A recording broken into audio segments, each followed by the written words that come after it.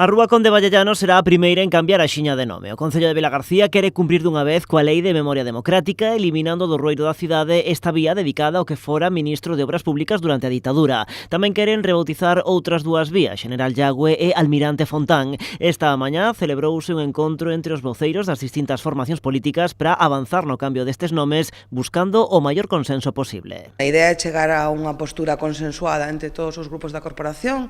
Temos a responsabilidade de nomear rúas con nomes que queremos que prevalezan durante décadas e que sexan referentes e que xeneren consenso neste caso entre a corporación. O que teñen claro dende o Concello que os cambios deben servir tamén para darlle máis protagonismo á presenza de mulleres prácticamente invisibles no mapa da cidade. No Rueiro, na historia, evidentemente as mulleres somos as grandes escancidas da historia da humanidade, sempre de un pouco afastadas e lonxe da memoria da historia da humanidade en xeral, e polo tanto creo que ademais temos moitas mulleres en Vilagarcía, moitas mulleres galegas, moitas mulleres nacionais a nivel internacional que creemos que son merecedoras de ter rúas en Vilagarcía. Unha postura que comparten dende Iniciativa pola Memoria. Dende este colectivo din que ademais de Luís Pando e Gómez Paracha merecen unha rúa tres mulleres da vila que sufriron a brutalidade da represión franquista. Juana Núñez, asesinada en Lobeira, embarazada de 8 meses.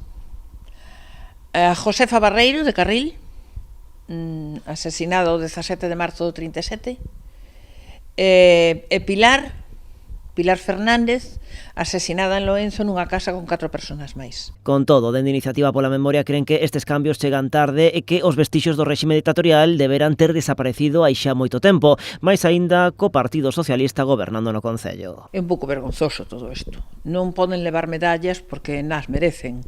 O Partido Socialista gobernou Vilagarcía durante 34 anos.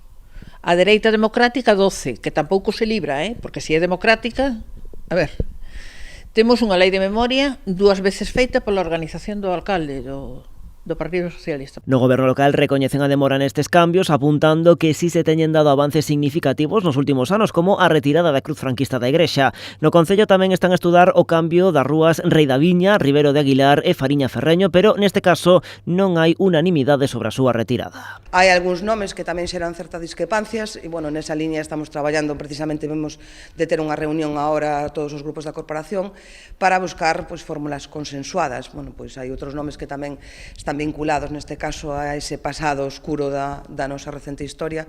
Imos traballar para tratar de cambialas tamén. En Iniciativa pola Memoria exixen o cambio desas rúas e tamén que se cumpra a lei ata o final coa retirada dos derradeiros vestixios do franquismo que aínda perviven. Quedan nomeamentos, unha chea deles aí dentro que forman parte do arquivo municipal, nomeamentos caso González Garra, que foi un das persoas que ten moito que ver ca sangue que hubo en Vilagarcía, que hubo 70 asesinatos. En Marsión, as casas estas as vivendas sociais que están ao lado do ambulatorio, que esas teñen o yugo da falanxe ali diante, que eso hai que sacalo. Polo de agora, a intención de Rabelle é facer efectivo o cambio de nomenclatura de Conde Vallellano, General Yagüe e Almirante Fontán antes deste verán.